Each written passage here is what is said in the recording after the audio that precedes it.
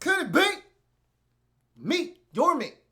Louie T, welcome. You are here in the lab room on lockdown coverage, covering the entire league like a blanket. It's your man, Louie T, breaking down week 2 of the National Football League. Patriots at home opener versus the Miami Dolphins, coming off a tough, hard-fought loss on the road to the Seattle Seahawks. So this was a game where I was interested to see, could the Dolphins follow up on that defensive performance with another gem on the road, this time in a division versus a quarterback that you're thinking you might have a chance to rattle a little bit in Jimmy Garoppolo. And for the Patriots, wow, what a start to the season. You go on the road, beat the Arizona Cardinals in their building.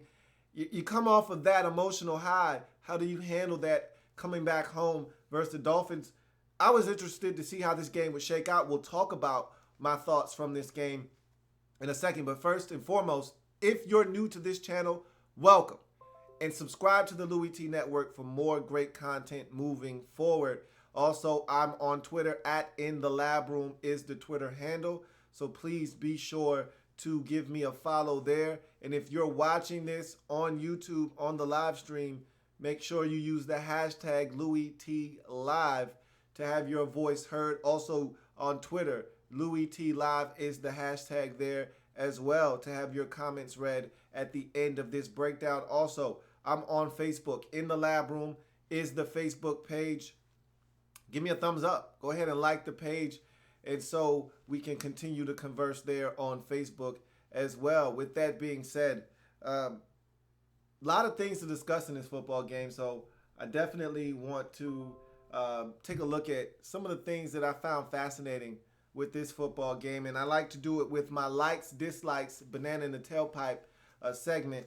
And all it is me talking about the things I like, dislike from both teams in this game, and then, of course, the banana in the tailpipe for both teams in this ball game. So let's get to the likes. I always like to start with the team that was on the road. In this case, of course, the Miami Dolphins. And really nothing went right for them in the first half.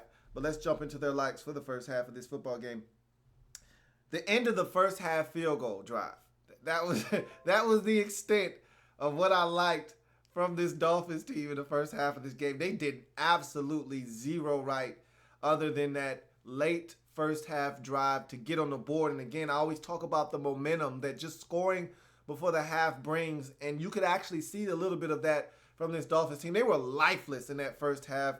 Defensively, they couldn't get any stops to start this game. If Jimmy Garoppolo doesn't go down with an injury, I'm not sure if this game is even close. The way he was shredding them before his injury, and he had cooled off considerably, but it wasn't like he had went into some type of shell. He had cooled off considerably because he started so damn hot. He started the game 11 of 11, taking his team right up and down the field as he so pleased. So he did cool off considerably, but they still were moving the football. They still were having success. So I was really happy to just see the Dolphins move the football because they didn't get a first down in this game until 2 minutes and 15 seconds left in the first half. I mean, they were that bad offensively in this game. They were struggling every single way you could imagine in this game, offensively, defensively. They weren't making good decisions on special teams. They were struggling in this game, so it was good to see them find a way to get some points before halftime and make themselves a little bit more in tune to what was going on in this football game. But that was my only like for the Dolphins in the first half. Let's get to the Patriots' likes in the first half. Machine-like start to the game. All right, they literally did what they wanted to do at the beginning of this game. 4 of 4 on third downs was Jimmy Garoppolo to start this game. You had 3 possessions, 3 touchdowns to start this game. I mean, they literally just ran out and ran away from the Dolphins in this game early on, and I didn't see that coming. I didn't see that type of start coming, especially fresh off of the performance that we saw from them in the game last week. It was just no way you could have assumed that this is what we were going to get. And I was a bit disappointed in the Dolphins, to be honest with you, because my banana in the tailpipe last week was, could we get this type of performance or could we get the type of performance defensively that we got from them against the Seahawks in this game, and really just moving forward in general, not just in this particular game versus the Patriots, but in general, could we get that type of defensive performance moving forward? And the answer was no. And what we found out, and we didn't know at the time, was that the Seahawks are struggling on offense. So all of a sudden now that the 12 points that you surrendered last week doesn't look as great. They only scored 3 points this week versus the Los Angeles Rams. So all of a sudden now I'm starting to question this Dolphins defense a bit, as they were shredded in the first half. 21-0 lead. Just like that, right out of the gate. I mean, they went up and down the field, did the Patriots, on the offensive side of football, forcing 2 turnovers in the process in the first half to really jump out to that lead, maintaining possession, forcing a fumble of Jarvis Landry, also picking off Ryan Tannehill, making a play there, Collins with an interception. So the Patriots, and I said this in the preseason, and it was one of my banana in the tailpipes, could they continue to force turnovers? They forced like 3 or 4 turnovers in week 3 of the preseason versus Carolina. And I asked the question, could they continue to force turnovers? And they have throughout the season, and they did it again in this game, picking off Tannehill twice, forcing a fumble of Jarvis Landry. So they're continuing to be opportunistic, are the Patriots, and it helped them jump out to a 24-3 lead in the first half. Let's get to the dislikes for these teams in the first half. Start with the Dolphins, and there were plenty. Like I said, they didn't do much right in the first half. Jordan Cameron with a 3rd down drop on the first possession of the game, and then a failed quarterback sneak on the second possession of the game on 3rd and 1. Those were the first 2 third downs of the game, and if you can't sustain offense, if you can't find a way to convert on 3rd downs, you're going to find it tough to win in this league. And when the Patriots are as hot as they are on offense, like they came out in this game, you have to cool them off by putting together drives of your own, and they didn't do that early in this ball game, which only fueled the fire even more for the Patriots to just get the football back and continue their all-out onslaught and assault of this Dolphins defense early in this ball game. Had they picked up one of these first downs, got into a little bit of a rhythm, who knows if it just doesn't change the tide of this game, but instead they allowed the Patriots to get right back on the field offensively and continue to move the football and score points. Arian Foster goes down to an injury in this game, and that's always been the story of Arian Foster. I talked about it last week. I said, look, I don't know how long you're going to get Arian Foster for, and it's that nagging groin that he's had for the duration of his career. After the first 2 years, he's been injury-riddled and plagued, and his groin has been one of the biggest culprits, and it seems like it's flared up again. I said it last week, enjoy Arian Foster while you got him. I don't know how long you're going to have him for, but enjoy him because you don't know how long you're going to have him for, but the guy's a treasure to watch when he is healthy. Well, that's no longer the case.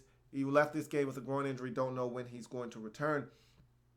You also have a poor snap on 3rd and 6. Again, more woes for the Dolphins on 3rd downs. Like I said, they didn't get their first 3rd down conversion of the game until 2 minutes and 15 seconds left in the first half. They struggled mightily on 3rd downs in this football game. Jarvis Landry with the fumble. I talked about that already. Fighting for extra yardage on the sidelines. Sometimes you just got to know when to say when. And he was stripped of the football, and the Patriots were able to recover. Tannehill threw an interception to Jamie Collins. Again, they just struggled offensively in the first half of this football game. Couldn't do much right there. And because of the struggles on offense, it then leaked over to the defensive side of football where they couldn't get their footing. And they never really even had a chance to breathe defensively because every time they looked up, as they were getting to the sideline trying to talk about adjustments, it was time to go back on the field because of a 3-and-out put forth by their offense. So it was really going hand in hand for the Dolphins in terms of how bad things were going. One hand was really kind of stroking the other in terms of things going poorly for them in the first half of this football game. Let's get to the second half likes for both teams. We go to let me go ahead to the Patriots first half dislikes. Missed deep ball to Slater. Jimmy Garoppolo, for as hot as he started in this game, he did cool off, like I said. He had an opportunity to hit Matthew Slater on the deep ball. That would have been a touchdown. He was about 3 or 4 steps behind the defense, just overshot him. And the Dolphins struggled defensively in the first half, and this was another opportunity for them to put yet another touchdown on the scoreboard. They missed that opportunity. Amendola with the fumble. Again, for all of the good things they did in this first half, and we're up 24-3. They could have been up even bigger had they not had the mistakes. Talking about the Patriots here with Amendola fumbling the football. And then you get the Jimmy G injury, which really allowed the Dolphins to get back in this game, I believe, because without him getting injured, I don't know if this football game is even close. But he went down with a shoulder injury. Don't know the severity. We've heard conflicting reports. First, it was, it could be a 6 to 8 week injury. Then you're hearing, hey, he may only be out a week or two. May even be able to play on Thursday Night Football. That's highly unlikely.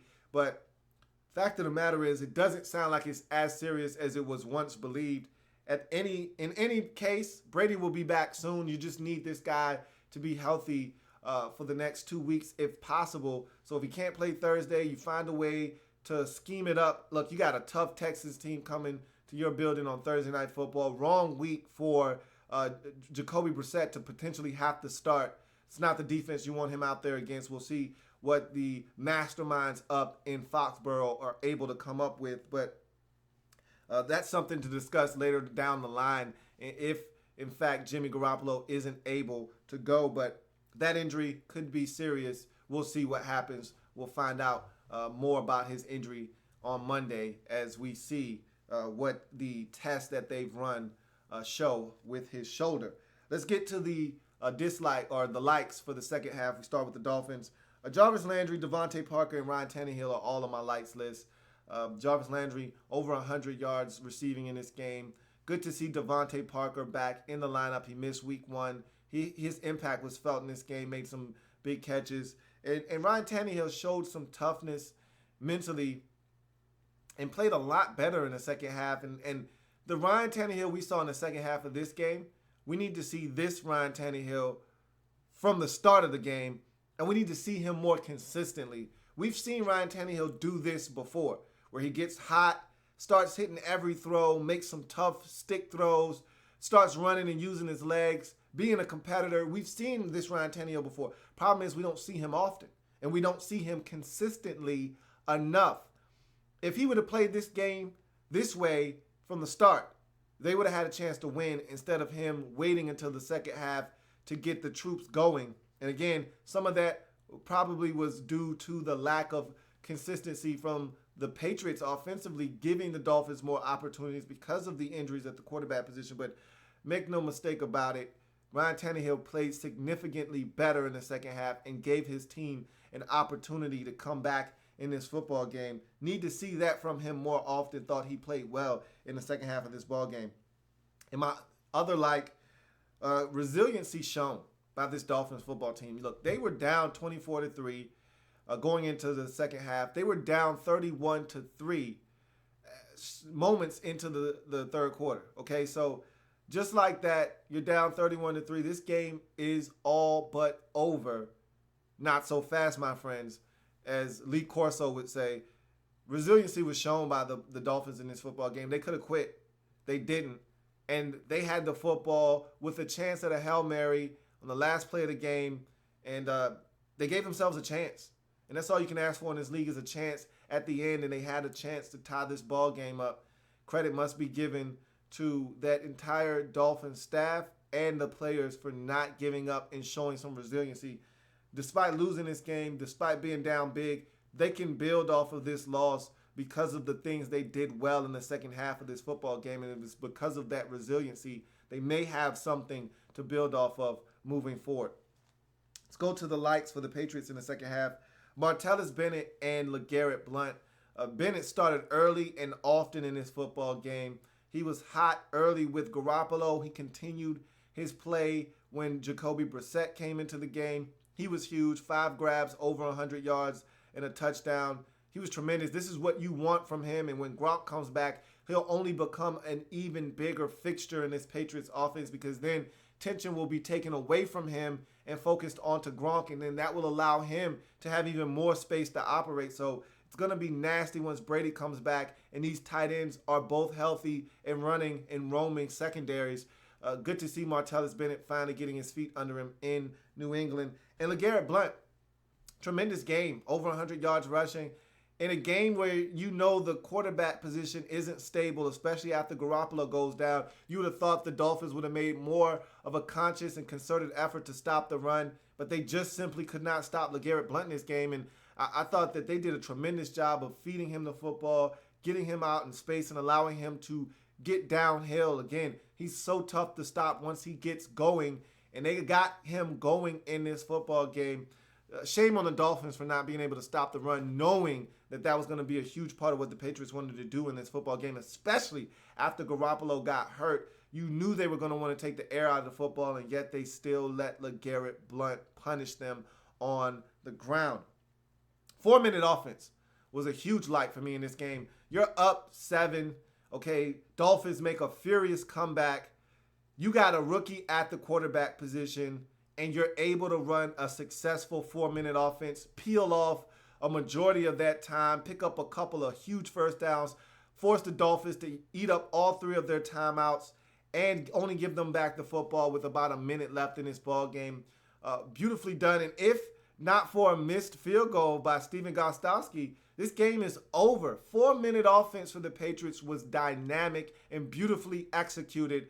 This is how you draw it up. And the only thing that would have been better is if they could have picked up another first down to end the game. But again, they got into field goal range. They did what they needed to do. Normally, Gostkowski, surefire to knock it home and put this game out of reach. He misses and gave the Dolphins a final opportunity. But that 4-minute offense was tremendous by the New England Patriots in this ball game. Let's go to the dislikes for both teams in the second half. Jay Ajayi fumbled to start the second half, allowed the Patriots to get more opportunities to score. Again, you can't have that. You're already struggling. Too many mistakes by the Dolphins in this game. 4 turnovers on the road versus the Patriots. You're not going to win games like that. Too many miscues for the Dolphins in this football game. Jay Ajayi complaining about not being a starter. That's a surefire way to not be a starter. And after that, you saw a lot more carries go to the rookie running back out of Alabama after that fumble. So, again, Jay Ajayi needs to be better if he wants to touch the rock more in Miami. Patriots dislikes in the second half, the miscues. You know, they had a fumble in the second half by Jacoby Brissett in that offense that killed the drive. They had penalties in that second half. Again, you're already at a disadvantage with a rookie quarterback in there. You can't have mistakes. You just can't have those things happen. So they got to be better. They got to be better. You jump out to a 31-3 lead. There's no reason for you to be clinging to a 7-point lead at the end of the ball game. And I know you had a rookie quarterback in there. I don't care. Defense in the second half, atrocious. They allowed the Dolphins back into this ball game. Ryan Tannehill was able to dissect this defense in the second half, find guys open, make plays with his legs. I thought that they didn't do enough defensively to curtail the momentum that the Dolphins built in the second half of this game. And so because of that, this ended up being a 7-point game with the Dolphins having the football with a shot at the end zone on the final play of the game. So defensively, didn't really like what I saw out of the Patriots in the second half of this game. Stephen Gostkowski missing the field goal to put this game out of reach on that final possession for the Patriots. Like I said, normally he's as accurate as you're going to find in this league, but there are some times where he'll let you down at the end of ball games. It was one of those. Had a huge miss in the AFC Championship game last year on an extra point. Had a huge miss here that could have cost them. Luckily enough for them, they were able to withstand that and hold on to this game, but need him to put that through the uprights and put this game out of reach at 34-24. Instead, left the door slightly ajar at 31-24 and gave the Dolphins an opportunity to go down and tie this ball game. So those are my dislikes. Let's get to the banana in the tailpipe. Ryan Tannehill's second half resurgence. Is this legit? I'm not sure if it is. I'm still not convinced that this team can put together a complete game offensively and defensively. We saw the defense dominate in week 1, no offense. You saw the offense dominate in the second half of this ball game, no defense in the first half. Can they find a way to put the two together in a whole game? Not for just a half, for a whole game. Can Ryan Tannehill play this type of football that he played in the second half moving forward for entire football games? Can he consistently string together good performances and give his team a chance? Can his defense be better? These are all questions that I have. My banana in the tailpipe, though, is Ryan Tannehill. I'm not buying what I saw in the second half. He's too inconsistent for me. I need to see more in order to believe that Ryan Tannehill can be this guy moving forward. I love Adam Gase. I think Adam Gase can turn Ryan Tannehill into this type of quarterback moving forward, but I just need to see more of it before I actually buy in to what Ryan Tannehill is selling. And the ability to move the ball consistently is the Patriots' banana in the tailpipe. With Jacoby Brissett at quarterback, I'm not buying that this team's going to be able to move the football consistently, especially with that tough game they've got coming up against the Texans, a team that plays stout defense. LeGarrette Blount's not going to have the opportunity to run the football as crazy and rampant as he did in this game versus the Dolphins. You're going to have to rely on the quarterback position. And I don't think Jimmy Garoppolo is going to be able to play on Thursday night. Had this been a Sunday game, maybe. A Thursday game, no way Garoppolo is going to be ready to go. You're going to be relying on Jacoby Brissett to lead you into that game on Thursday Night Football. Unless the Patriots come up with some hell of a scheme to find ways to manipulate that Texans defense, which is not out of the realm of possibility, but I'm not putting my eggs in that basket.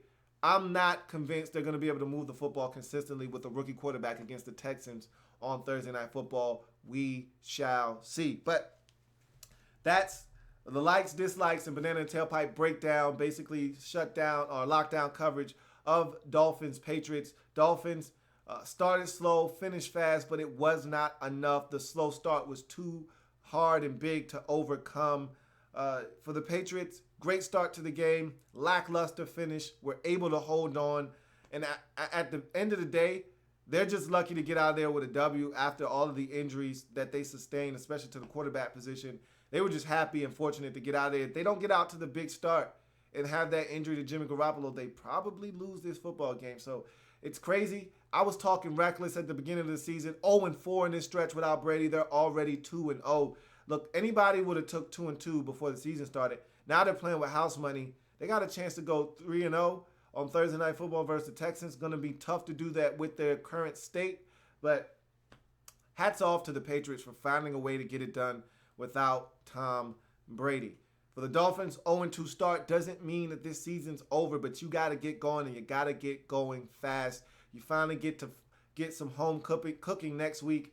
Got to find a way to get yourself a W and get moving in the right direction.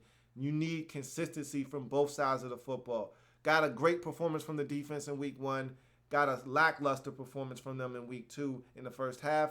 Got a great performance from Ryan Tannehill in the second half of this ball game. They were non-existent in the first game. Can they put everything together and find a way to play a whole solid game of football on both sides of the football, sprinkling a little special teams, and get a W? We will see.